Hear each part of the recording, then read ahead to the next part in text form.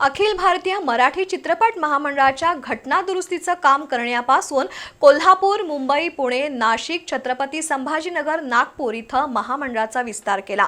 विविध कामकाज समित्यांची स्थापना, महामंडळाच्या माहितीचं डिजिटलायझेशन, महामंडळाच्या खर्चावर नियंत्रण, ज्येष्ठ कलावंतांच्या पेन्शनमध्ये वाढ, सभासदांसाठी औषधोपचार आणि आर्थिक सहाय्य, स्वमालकीची नवीन कार्यालये घेणं, चित्रनगरीसाठी निधी आणणं अशा अनेक कामांमधून राज्यभरातील सभासदांचा विश्वास संपादन केलाय।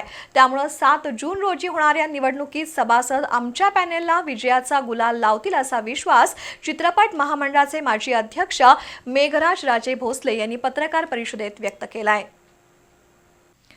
अखिल भारतीय मराठी चित्रपट महामंडळाच्या निवडणुकीसाठी माजी अध्यक्ष मेघराज राजे भोसले यांनी समर्थ पॅनेलची निर्मिती केली आहे। या पॅनेलमध्ये सुनील महाजन, दीपक कदम, अजित शिरोळे, राज काझी, सुशांत शेलार, विकास तोरणे, गणेश गारगोटे, रवी गावडे, चैत्राली डोंगरे, धनाजी अमकर, प्रवीण पाटील, शरद चव्हाण, सुभाष नकाशे हे उमेदवार आहेत।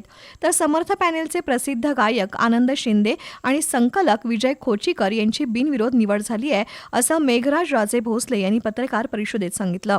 2016 ते 2021 या कालावधीत महामंडळाच्या सभासदांसाठी अनेक विकासात्मक कामं केली। महामंडळाची घटना दुरुस्ती करून राज्यभर विस्तार केला। महिला ब्रिगेड, भरारी पथक, कामकाज समिती, लवाद समिती अशा समित्यांची स्थापना केली।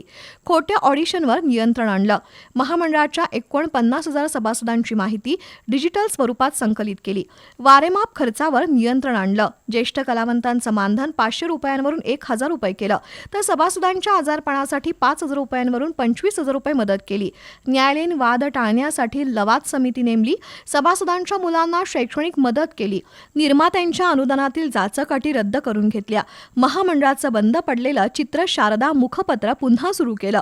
कोल्हापूर, पुणे आणि मुंबईमध्ये 8 कोटी रुपये खर्चाच्या चित्रपट महामंडळाच्या जागा खरेदी केल्या, तर कोल्हापूरची चित्रनगरी शालिनी सिनेटोन वाचवण्यासाठी प्रयत्न केले। शिवाय कोरोना आणि महापूर काळात सुमारे 2,000 कलाकार, तंत्रज्ञ आणि कामगारांना आर्थिक मदतीसह किट वाटप केलं। या सर्व उपक्रमांचं वेळोवेळी ऑडिट झालं आहे।